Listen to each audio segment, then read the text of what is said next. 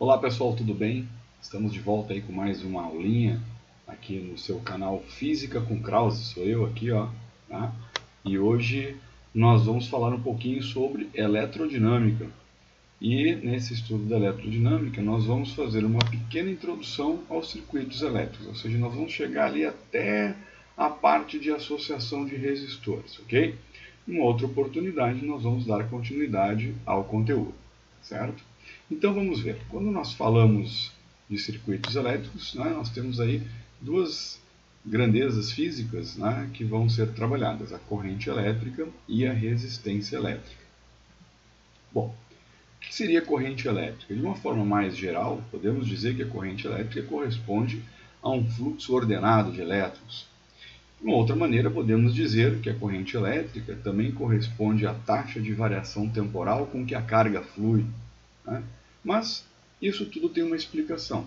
Então vamos tentar entender. Os elétrons que estão contidos nos materiais condutores, eles deslocam-se em direções aleatórias, ou seja, existe um movimento de vai e vem ali totalmente desordenado. Quando nós submetemos esse condutor a uma diferença de potencial, ou seja, essa diferença de potencial ela é proveniente de uma pilha, por exemplo, vai aparecer dentro desse material condutor um campo elétrico, que vai ser responsável pela organização e deslocamento desses elétrons, ou seja, dessas cargas. Bom, esse deslocamento ordenado, então, vai receber o nome de corrente elétrica. De outras palavras, então, podemos dizer que uma corrente elétrica ela é o movimento de cargas de uma região para outra. Observe na figura que quando esse movimento ocorre ao longo de uma trajetória que forma um circuito fechado, a trajetória denomina-se circuito elétrico. Bom, então, matematicamente falando, né, nós definimos ali a corrente elétrica como sendo a carga que flui através da superfície durante um intervalo de tempo. Então, nós podemos dizer que o I é igual a Q sobre ΔT. Bom, como unidade de medida, nós temos que a carga ela é sempre dada em coulombs e o tempo é sempre dado em segundos. E o coulomb por segundo corresponde ao ampere. Então, a unidade de medida de corrente elétrica é o ampere. Bem, o sentido do movimento ele vai ser definido pelo sentido dos portadores de carga positiva. Tá? Então, lembre-se, nós temos duas situações aqui. Nós temos a corrente real e a corrente convencional. Então, ou seja, por convenção, nós vamos definir como se fosse um movimento de cargas positivas. Então, podemos ainda definir uma nova grandeza que corresponde à densidade de corrente. Né? Então, essa densidade de corrente, aí no seu material representado pela letra J, vai ser o quê? Vai ser a razão entre a corrente que circula pelo condutor em relação à área desse condutor, a área da seção transversal desse condutor. E a densidade de corrente ela vai ser dada em amperes por metro quadrado. Bem, então vocês estão vendo ali que aquele condutor, se você fizer tirar uma parte dele, pode ser considerada como uma parte cilíndrica. Né? A carga se movimenta dentro desse condutor com uma determinada velocidade, vai percorrer uma distância, que vai ser o produto dessa velocidade pelo tempo, e atravessar uma seção transversal, que vai ser a área. Bom, o volume do elemento desse condutor, ou desse cilindro, vai ser dado pela área vezes a distância. Só que a distância corresponde à velocidade vezes o tempo.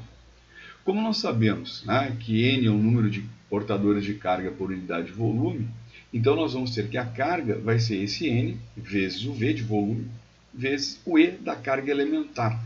Lembre-se que a carga elementar ela vale 1,6 vezes 10 elevado a menos 19 coulombs. Bom, então nós temos que N vezes A vezes V vezes ΔT vezes E vai corresponder a uma fórmula bastante interessante para nós. Né? Então, se a carga corresponde a tudo isso, vamos fazer o seguinte, vamos passar o ΔT para o lado esquerdo da igualdade, para você ter carga sobre tempo, que isso você já vai saber que corresponde à corrente elétrica. Então, nós vamos ter que a corrente elétrica vai ser dada pela densidade de carga, pela área, pela velocidade e pela carga elementar. Então, I é igual a nave. Observe o seguinte, tem duas situações interessantes aqui. Primeiro, a velocidade dessas cargas dentro desses condutores é muito baixa. tá? É uma velocidade muito baixa mesmo, aí, da ordem de centímetros por segundo. Diferente da velocidade orbital do elétron. Então, muitas vezes o aluno confunde a velocidade do elétron nos condutores metálicos e a velocidade do elétron em torno do núcleo atômico. Então, observe, a ordem de grandeza que nós temos aí desse elétron dentro desse condutor é da ordem de centímetros por segundo. Quando você pega o elétron orbitando o núcleo, a velocidade dele é na ordem de 10⁶ metros por segundo. Então fique atento aí para não confundir as coisas, tá certo? Nós estamos falando aqui da parte de corrente elétrica, então de carga se movimentando dentro de fios condutores. Bom, e no caso da resistência das leis de Ohm? Vamos tomar cuidado aí em relação a conceitos, tá, pessoal? Então, assim, existe uma grande diferença entre resistência e resistor. A resistência, ela é teórica, o resistor é o dispositivo físico. Então, vejamos bem, quando a maioria das pessoas se dirigem a uma loja de materiais de construção, por exemplo, porque queimou, né, o chuveiro elétrico, lembre-se, o que queimou foi o resistor, não foi a resistência. Tá? Na maioria das vezes, todo mundo fala resistência. Ah, eu tenho que trocar a resistência do chuveiro. Não, não é a resistência, você tem que trocar o resistor. Então, qual é a diferença? A resistência, ela é teórica, ela é a dificuldade oferecida pelo condutor à passagem da corrente elétrica. O que é o resistor? O resistor é o dispositivo físico que oferece resistência à passagem da corrente elétrica. Tá bom? Então, não vamos confundir as coisas aí. Bom, se aumentarmos a diferença de potencial num condutor, o que vai acontecer? Nós vamos aumentar o campo, nós vamos aumentar a força sobre as partículas e também nós vamos aumentar a corrente elétrica. Só que tem um detalhe, então, né? A corrente elétrica ela é proporcional à diferença de potencial. Como definição de resistência, nós temos aí a razão entre a diferença de potencial e a corrente elétrica. Então, essa primeira lei de Ohm, na qual diz que existe uma relação entre a diferença de potencial e a corrente, se o resistor, por exemplo, for ôhmico, essa razão vai ser sempre constante, né? E se não for ôhmico, evidentemente, essa razão ela vai mudar. E como forma de unidade de medida, né, a diferença de potencial é dada em volts, a corrente é dada em ampere, então a resistência elétrica vai ser dada em ohms, em homenagem a George Simon Ohm. Bom, então como eu falei para vocês, ó, o que são resistores ôhmicos, né? Então, um material que segue o padrão da lei de Ohm. Então, na indústria de equipamentos elétricos e eletrônicos, são utilizados componentes, né, chamados resistores, que são feitos de materiais ôhmicos, né, como, por exemplo, a lâmpada incandescente e o chuveiro elétrico. Tá? Uma forma simples para se analisar um material, se ele é ou não ôhmico, né, é você fazer um gráfico do potencial em função da corrente. Se você perceber que a resistência elétrica vai ficar constante, ele vai ser um material ôhmico. Se você perceber que a resistência elétrica varia, então ele vai ser um material não ôhmico. Tá ok? Muito bem, então vocês estão vendo ali que a resistência, né, é formada a partir da razão da voltagem ou da tensão ou do potencial pela corrente elétrica. E aí nós podemos estimar, nesse caso do gráfico, que o valor da resistência, né, oferecida pelo resistor corresponderá à tangente do ângulo ali, sendo que aquele ângulo é a inclinação da reta, né, associada aos eixos ali do potencial e da corrente elétrica. Bom, e se o resistor não for ôhmico? Né? Então, de uma forma geral, um contorno não é ôhmico quando ele não satisfaz essa lei de Ohm. Então, dessa forma, a diferença de potencial e a corrente elétrica não sofrem variações proporcionais. Assim, à medida que a resistência do resistor não é constante, conforme o gráfico você está vendo ali abaixo, vai aparecer uma curva, você vai perceber, né, então, que o potencial e a corrente também não vão variar de maneiras proporcionais. Bom, outra coisa que nós podemos relacionar quando um condutor ele não é ôhmico, é quando nós começarmos a observar as suas dimensões. Então, mais para frente a gente já vai observar isso, né? Então, um condutor que não corresponde à lei de Ohm, ele sofre variação nas suas dimensões devido à variação da temperatura. E aí você pode mudar tanto o comprimento quanto a área do condutor, tá ok? Então, ali tem um exemplo, né? Uma resistência de carvão de 1000 ohms e um reostato. O reostato ele é um dispositivo na qual você pode variar a resistência do resistor. Bom, Então, sendo assim, a resistência de um condutor, ela vai ser o quê? Vai ser proporcional ao comprimento, vai ser inversamente proporcional à área da seção reta do condutor e também vai depender do material. Sendo assim, o R ali corresponderá à resistividade ρ, ao comprimento L e à área da seção transversal A. E ele já está dizendo ali ó, que o ρ é a resistividade do material, né, que vai ser medida em Ω metro. Conforme vocês podem ver a imagem ao lado ali, se você alterar, por exemplo, o comprimento dos fios condutores, você também vai modificar ali a resistência, né, oferecida, e a corrente elétrica também vai mudar. Tá? Então, quanto maior for o comprimento, maior vai ser a resistência. E quanto maior for a espessura, menor será a resistência. Uma das coisas que você pode perceber, por exemplo, é em relação à saída daqueles fios que vêm do chuveiro elétrico, né? que vão para o chuveiro elétrico. Você pode perceber que a bitola daqueles fios quase sempre é maior do que a bitola dos fios que saem, por exemplo, em tomadas comuns, né, pessoal? Tá? Então fique atento, porque ali você vai precisar de muito mais corrente, porque você vai precisar de muito mais energia, né, para poder aquecer bem a água do teu chuveiro elétrico, tá certo? Bom, então outra grandeza que está associada aí, né, é a resistividade, né, que depende de vários fatores, inclusive a temperatura. Então, para a maioria dos materiais, né, a resistividade ela é dada por uma resistividade inicial que multiplica 1 mais alfa delta T ali, T menos T0. Tá? Então, nessa expressão, o ρ0 é a resistividade a 20 graus Celsius. Então, um padrão, né? E o coeficiente de temperatura da resistividade corresponde ao alfa. Provavelmente você deve ter visto uma fórmula muito parecida com essa lá na dilatação linear. Se você pegar lá o seu material de dilatação linear, você vai perceber algo muito parecido com essa fórmula aí. Tá? Bem, aí nós temos a energia elétrica e a potência. Então, o que vai acontecer? Né? Parte do trabalho que vai ser realizado pela força elétrica, né, sobre os elétrons vai ser convertido em algum tipo de energia interna no condutor. Então, se você observar ali a figura ao lado, né, você vai ter a corrente elétrica passando pelo resistor. Tá? E quando passa pelo resistor, você também tem alguma parte da energia que vai ser dissipada sob a forma de calor. Bem, quando as cargas vão de um menor potencial para um maior potencial, há um aumento da energia. Quando essas cargas passam pelos resistores, elas perdem essa energia devido às colisões que ocorrem com os átomos da rede do resistor. E essa energia de vibração ela vai aumentar consequentemente a temperatura do resistor.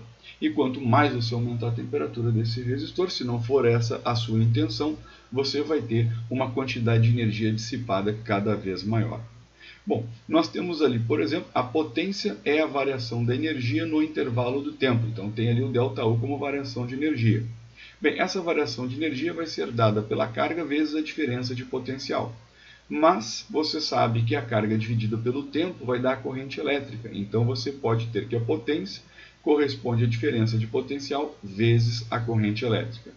Mas como você sabe que essa diferença de potencial é R vezes I, então você também pode ter a potência como sendo R vezes I ao quadrado. E se você também fizer ali, né, a substituição corretamente, você também vai achar que a potência corresponde à diferença de potencial ao quadrado dividido pela resistência oferecida pelo resistor. Ok?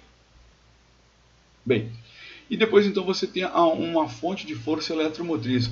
É interessante a gente deixar esclarecido aqui para vocês, né, é que essa palavra força, ela foi introduzida, né, nos conceitos, mas depois algumas pessoas perceberam que a palavra força não estaria bem correta. O ideal seria você colocar uma fonte de energia eletromotriz. Né? Na verdade, o que você tem ali é uma energia, por exemplo, numa pilha, uma energia potencial química que estaria sendo convertida em energia elétrica quando fosse ligado a algum dispositivo nessa pilha, tá bom? Então, a força eletromotriz é um dispositivo que aumenta a energia potencial entre dois pontos do circuito, mantendo essa diferença de potencial entre esses pontos. Como exemplo, você tem pilhas, baterias e geradores. E ele vai ser sempre representado ali pela letra Epsilon. Então, pode olhar o Ezinho ali, né, entre A e B, e perceba ali o sentido da nossa corrente convencional, indo do positivo para o negativo e passando pelo resistor que encontra-se ali entre os pontos C e D. Bom, a diferença de potencial para as baterias reais não corresponde à diferença de potencial da fonte, né, pelo fato dos dispositivos possuírem uma pequena resistência interna. Então, se você, por exemplo, pegar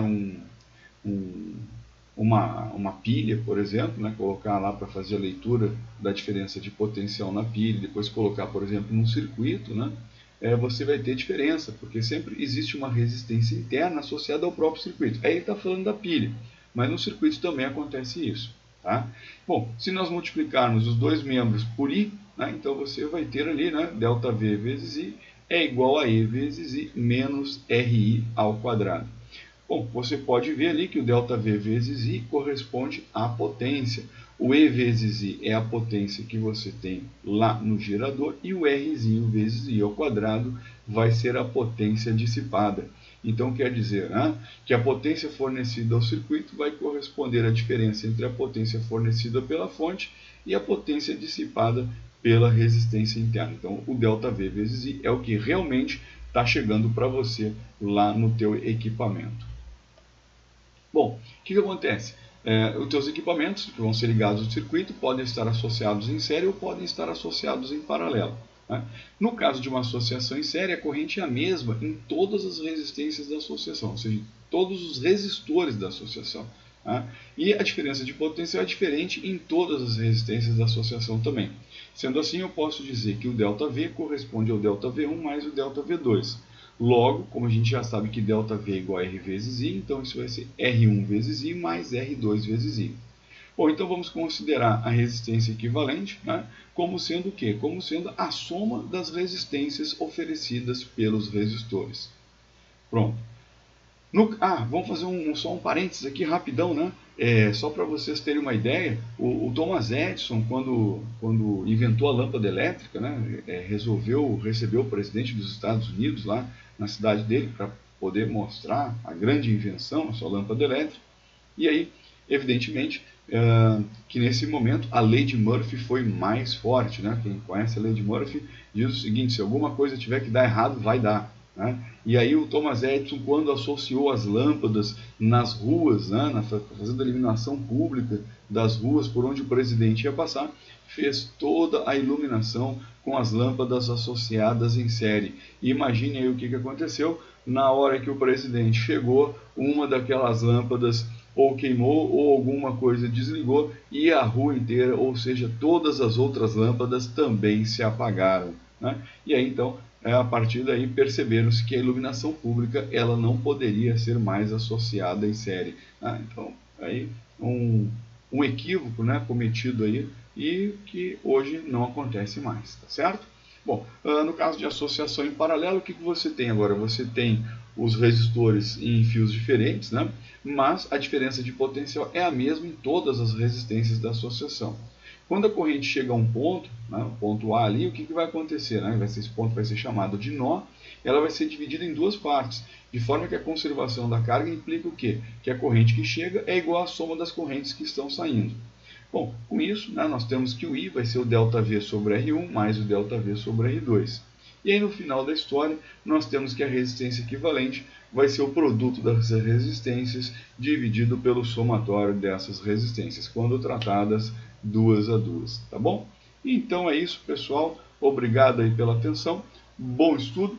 Numa próxima aula nós vamos mostrar, né, esses circuitos aí na prática para vocês, tá certo? Provavelmente essa semana nós já estamos aí publicando um novo vídeo mostrando esses circuitos já no laboratório de física para que vocês possam perceber como essas coisas realmente acontecem, tá bom? É isso aí. Muito obrigado pela atenção, um grande abraço e até mais ver se Deus quiser. Valeu, pessoal. Tchau, tchau.